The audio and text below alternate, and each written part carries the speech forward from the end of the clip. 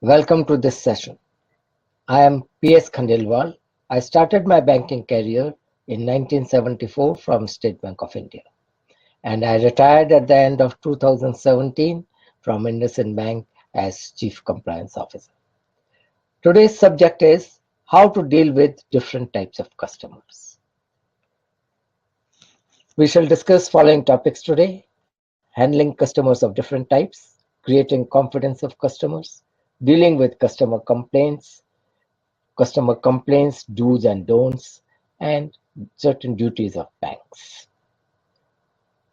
Friends, in our life, we come across various people and we come across people of different nature.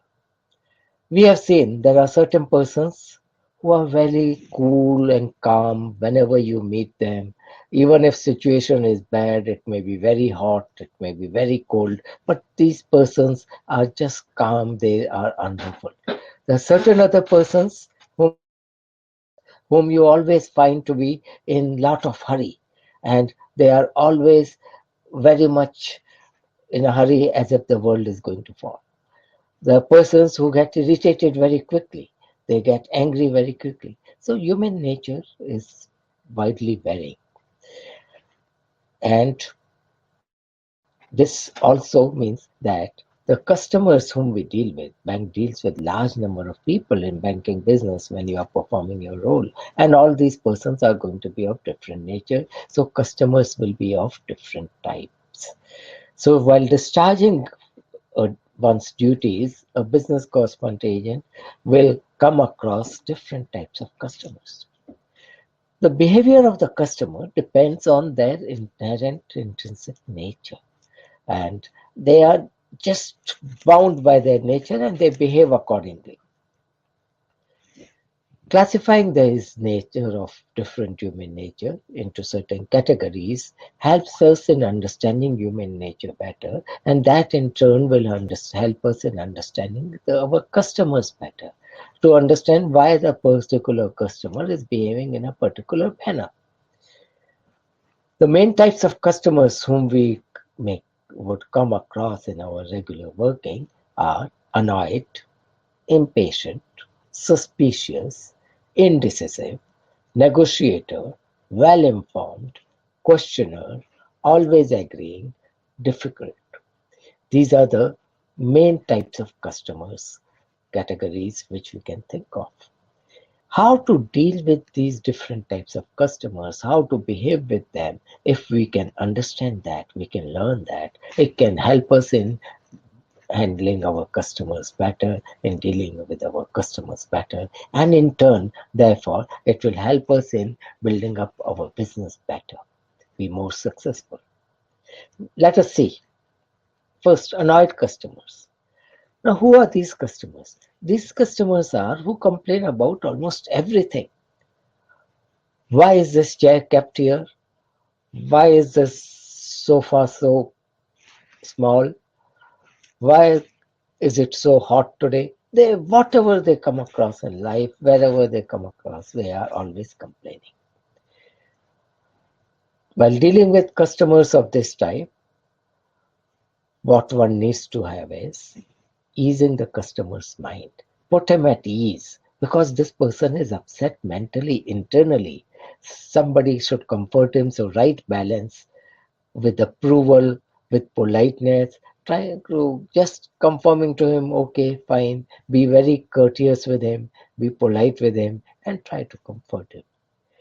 So, manner of explaining is give feeling of being listened to or responded to, and explain with expertise. Give them with your skill, just explain to them with very calmness, so that can bring down their annoyance.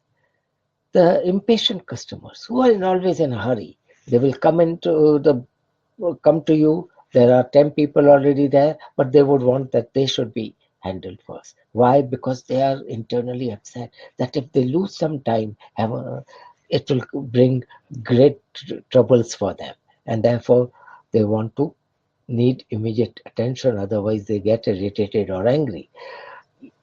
While Other persons are waiting. They know they should stand in queue, but still they will get irritated if they are not attended to. They are very tense.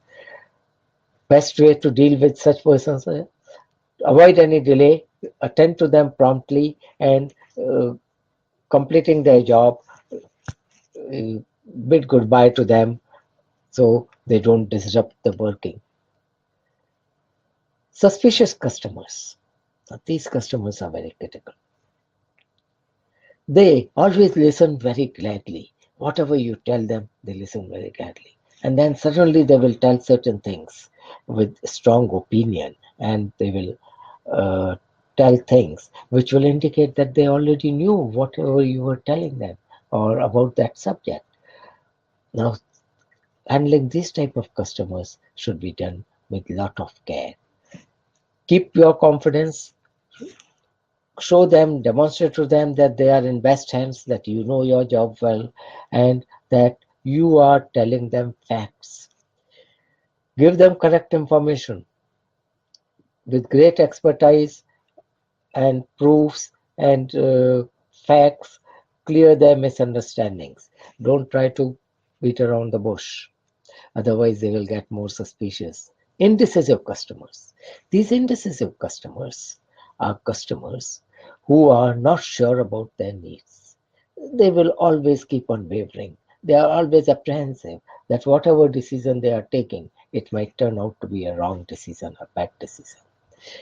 They will answer in short, or their answers will have uncertainty. Maybe if you ask them what is your choice, maybe this, maybe that, they will be giving these wavering answers, and they always think a lot on their mind of pros and cons and continue thinking about that. These people need handholding. So by numerous questions, show your interest in them. Try to convince them with guiding them towards the desirable solution without pushing them. If they feel pushed, they will feel cornered and they will become difficult. Learn more about them. They will give enough information to lead them towards the proper solution. Educate why this solution is best for them by giving them a lot of facts and information. Even after final decision, support more times by approval. Go on repeating your approval with different facts, etc. So they will always feel, because even after taking decision they are apprehensive. So the more you go on comforting by repetition, their apprehension will be reduced. They will feel more easy. Negotiator customers. Friends, we know as a customer, one always likes to bargain. Most people, they do like to, but there are certain people who are more driven to that. It's that unless they bargain, they feel that no, they have been duped, or that they have not been able to get a very fair deal. Sometimes it satisfies their ego. See, I could get it cheaper by so much. Such customers will never get into a deal unless they have bargained. That is usually the case, very rarely. So the way to deal with them is, if there is a scope for negotiation, you have some scope and you have some leeway, then yes, negotiate with them very calmly, quietly, but confidently, with uh, a very firm and loud voice, not a feeble voice. And if negotiated appropriately, a deal will be possible. If there is no scope at all, there is no way, leeway available for any deviation, make it very clear upfront. Don't waste much time otherwise trying to discuss with them too much, because the discussion will continue endlessly, and unless you are willing to unless you bargain on it, deal may not be struck. But if you tell very clearly, in full terms that there cannot be, this is not negotiable, there is no scope available. Maybe they might agree if they find that yes, that is the situation and they cannot get a better deal anywhere else. Well informed customers. These are the customers, they already know a lot. They are confident about themselves, but still they expect some advice because they expect professional advice to help them to be sure about that decision. That yes, if there is something remained, something else they might be missing, they will look. If they have already formed an opinion, provide them precise information. Acknowledge their expertise, their competence. They will feel happy. It comforts them. It also satisfies their ego. Acknowledgement of competence. If they have false idea, do not try to correct much because they will become uncomfortable, even angry. Questionnaire customers. They always want to know everything. They will ask questions, numerous questions sometimes which may not seem to be very relevant. Be patient with them, answer their questions properly, appropriately. Whichever questions can be answered, unless there is some confidential, secret information, answer all their questions. They will feel satisfied, they will stay friendly with them, and this will make them help you build a relation with these customers. Always agreeing customers. These are the customers who agree with anything and everything. They are very reserved and act very shy. They get overwhelmed. Whenever you tell them something, they get very overwhelmed. Oh, you have told, and they feel taken by surprise by certain information. These they need to be discussed with sensitivity, lot of sensitivity. Talk to them very calmly, in a soft tone, in a very warm manner, in a manner that they should not feel you are trying to bind them, that but only in a manner that you are being friendly to them and trying to be a guide to them. If they feel pushed, that you are binding them, they feel pushed into a corner, then they might become very uncomfortable and they might like to leave because of that discomfort. Ask open questions to them, asking about their needs, their requirements. It requires some time to make them talk, but they are willing talkers. If rapport, initial ice is broken and rapport is established. And this will help you understand their needs and preferences. Difficult customers. These are the customers, they don't get satisfied easily. They will have many complaints and issues. Whatever is done, there is some defect or blemish which they will pinpoint and only talk about that. Explaining to such customers, first of all, it requires a lot of patience and calm. Deal with them very patiently. No provocations with them. So no arguments with them. Even if what they are saying is not correct, don't argue on that issue. Deal with that issue indirectly later on. Show genuine interest in them. Convey to them, they should get a clear feeling that you are genuinely interested in them. You are not really focusing on your business, on your earnings, but in focusing on their needs. Make them feel that they will be gaining, they will not be losing their money, because they are always apprehensive about that they might be losing their money. Listen to their complaints carefully and resolve them quickly by attending to material aspects and gracefully accept any criticism. Don't get upset about criticism. Don't try to react to the criticism. Gracefully accept it. It will take away a lot of wind out of their things. They only want to express their uh, criticism because that is in their nature. Not always they might insist on some further things on that. Understand the reasons why the person is having certain complaints. Know common sources of difficult behavior for every customer and try to take care of those aspects.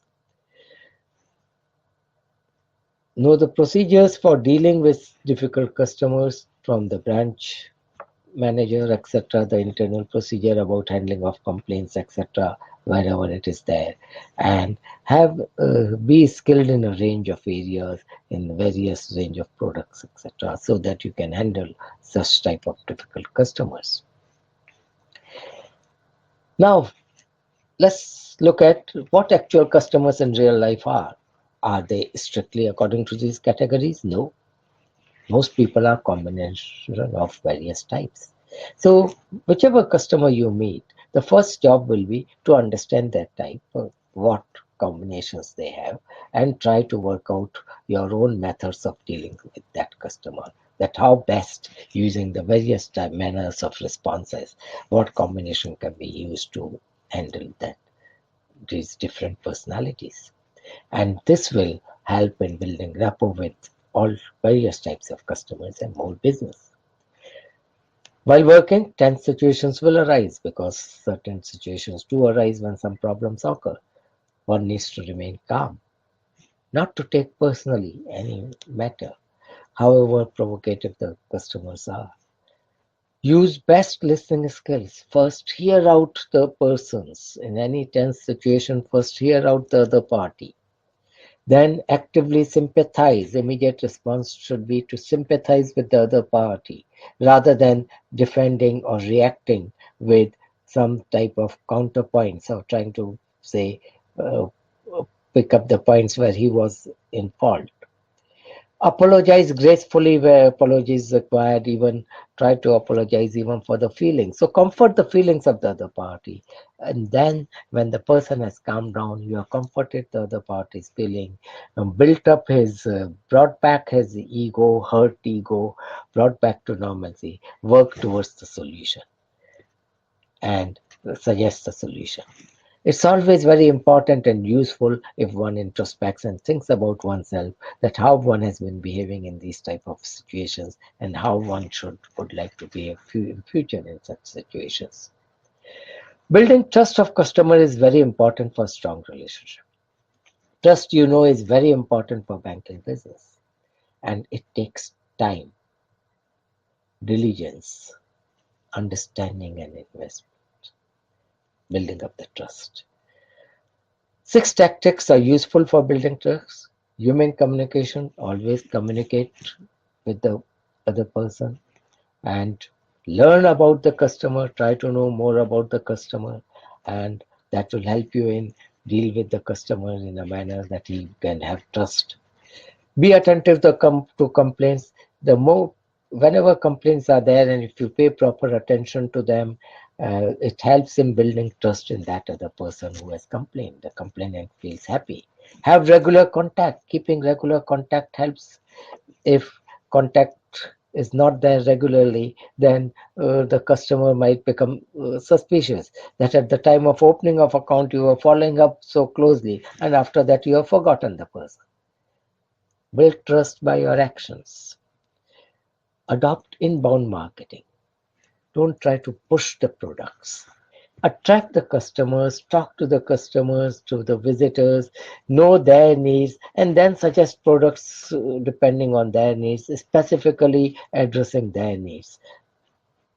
When you try to push your products, the customers become suspicious that you only want to do business.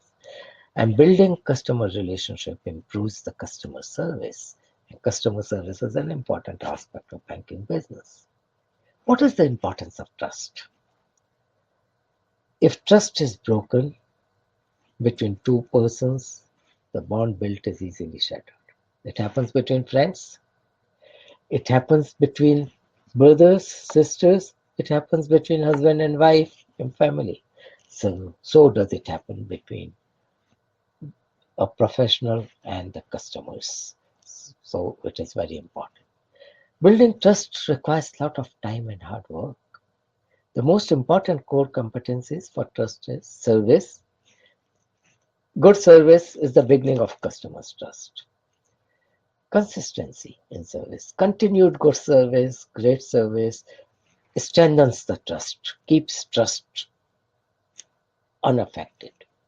Transparency without hiding errors. If some errors have occurred, Upfront, acknowledging errors, not hiding them, immediately conveys the message this person is upright.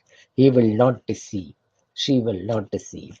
And when you address the issues, it builds the trust that yes, if problems arise, you here is a person to take care of the problems and suggest the remedial measures, take care of my interest. Explain the steps for handling those problems and to address the immediate issues, what will be done. Also, explain and make clear that what preventive measures for future will be taken are being taken. This will really build up the trust to a high level. So, building customer relationship improves the customer service. Building good customer trust really strengthens the relationship. Customer complaints do occur because in working certain things will happen when there will be complaints. Whenever customer is dissatisfied, it ruins the image of the bank, it ruins the name also, personally it affects. So handling these customer complaints is important. A person who complains, a customer who complains is not enemy. In fact, he's a well-wisher. He's helping us remedy certain defects. Customer rights on being dissatisfied are he can make oral complaint, written complaint, he can complain on phone. The customer can go to banking ombudsman if the customer is not satisfied with resolution by the bank or the BCA or it is not resolved in prescribed time. If there are other legal fora like consumer forum, bank has policy on grievance redressal that treating the customers fairly. Most of the banks have these elements. Resolving complaints with courtesy and within time. Timely resolution is important. To inform the customer that if they are not satisfied, their right is they can go to higher level in the bank, they can have alternative remedies. All complaints are efficiently and fairly handled, and laxity damages reputation and business. So there should not be any laxity in handling this. BCA should work in good faith without prejudice to the customer interest, trying to take care of the customer interest as far as possible. How to handle this? First important step is understand the complaints properly. One should remain calm and adjust the mindset. Whether you are reading a written complaint or dealing with the customer face to face or talking on phone, be calm. Look with open mind. Listen to the customer very actively. Separate the feeling statements of the customer and analyze the factual statements. Understand what are the concerns of the customer, where things may have gone wrong at the end of the bank, and where the customer uh, has been hurt and what can be done. Ask questions to understand more clearly. At the same time, keep on sympathizing with the customer actively. First step, apologize. And if the customer insists, yes, involve the manager also. In the second step, offer possible solutions which you might have thought of, or ask for the feedback on the solution, whether anything else could be done, and consider if that could be done. Act immediately in rectifying the situation. Do not waste any time further. And once the customer leaves, document everything if needed, which will be useful for future reference. Always make a follow-up call or follow-up visit to such a customer, just in general, so that he feels happy about it. So there are certain do's and don'ts of handling complaints. Do's are listen carefully. Policy guidelines are to be used not as hard and fast rules, but the policy is as guidelines. Ask questions, solution, work hard for that, be very efficient in handling, taking remedial measures. Don'ts are don't treat complaint as not a big deal. This hurts the person very much, the person who is already hurt. Don't argue, don't try to argue. Don't ask questions about what customer has already shared with you. Don't be impatient, be very, very patient. Friends, now we'll talk about certain very fundamental duties of bank, some important duties. One most important duty is maintaining the secrecy about customers' account. The customer's bank account is a matter of interest strictly between the customer and the bank. And bank has no right to share that information with anyone else, even close relatives of the customer, even with the wife or the husband, unless they happen to be joint account holder. To honor the checks issued by the customer, if there is adequate balance, if there is permission available to debit, that means there are no restrictions of any nature, and checks have been properly drawn. To issue passbook and statement of accounts to the customer. To collect the checks or bills on behalf of the customer, which the customer might have rendered. We'll talk about the confidentiality duty of the bank. The customer's account is a matter between bank and customer. The confidentiality duty is an obligatory duty which has to be followed always. And that always means all times to come, even after the account has closed. This duty sustains. If a bank happens to share this information for compensating, it may be liable for compensating for any loss. There are some exceptions to this obligation, and under certain conditions, bank can disclose. Let us see the exceptions. The disclosures which are permitted by law. There are certain laws. Income Tax Act, Companies Act, Bankers Book Evidence Act, Reserve Bank of India Act, Foreign Exchange Management Act, and Gift Tax Act, which have specific provisions where banks can be asked by concerned authorities to reveal certain information of specified customers. Under express or implied consent of the customer, on express consent of the customer, the information can be shared with the customer's guarantor, its business associate, etc., wherever customer has asked us. There are situations where there can be implicit consent existing, and there also information can be shared. Common courtesy among banks. There are certain established banking practices where customer information is shared, like opinions are taken on guarantors or acceptance of bills from their bankers among the banks. Both the banks have to follow confidentiality and caution. Other disclosures which are permitted by law are if it is in the interest of the bank, which are those situations when bank has to protect own interest legally. Second, if there is a dispute between the customer and the banker, then bank might have to disclose information to the guarantor of the account in case of loan, or to the solicitor when a civil suit has to be filed or any other legal action has to be taken, then giving information to solicitor. Sharing information with its agents like business correspondent and business facilitator. But this information is shared on an exclusive basis only for specified uses, not for any other use. And only the required information is shared, not all information about any particular customer. There might be situations when in public or national interest, it may be required, bank may be required to share information. Then if bank can share information with appropriate authorities. And depending on the prevailing circumstances, bank may have to similarly issue certain things. Precautions while giving information, risks to bank.